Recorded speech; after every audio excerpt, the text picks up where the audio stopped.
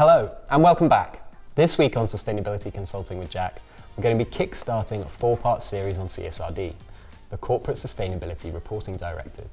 This series will build upon the short intro published back in September, providing more detail on how to begin your journey to CSRD compliance, while also providing a few updates on the current thinking surrounding reporting. As it stands, there are approximately 4 different groups of companies that will be expected to report against CSRD.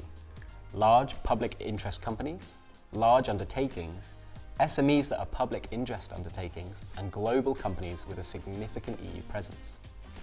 It's also worth noting that there is a voluntary framework available for SMEs, abbreviated to VSME.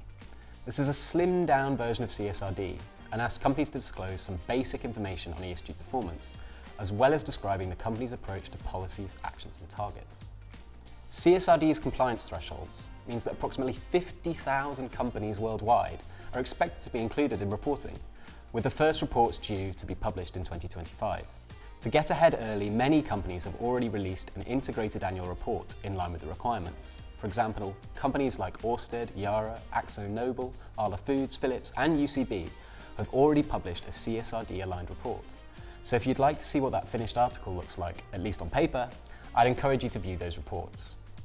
Another useful resource for inspiration when considering how to begin your CSRD journey is the Early Adopters CSRD Reporting Review, published by the We Mean Business Coalition, which reviews a number of CSRD reports and how they've been created.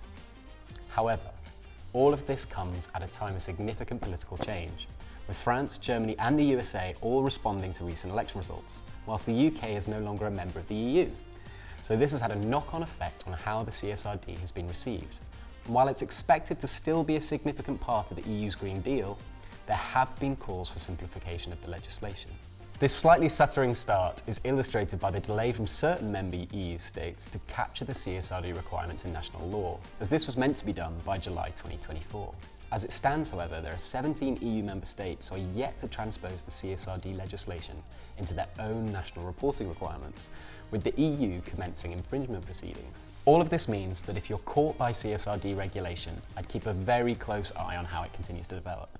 I'd still expect the legislation to remain largely unchanged, but we may find that the number of mandatory disclosure requirements are reduced in order to alleviate the reporting burden on companies.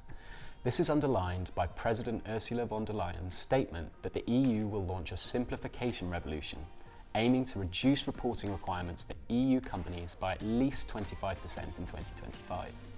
At this stage, a lot of this is mainly political wrangling and doesn't amount to anything substantive, so we expect CSRD to steam on ahead as expected.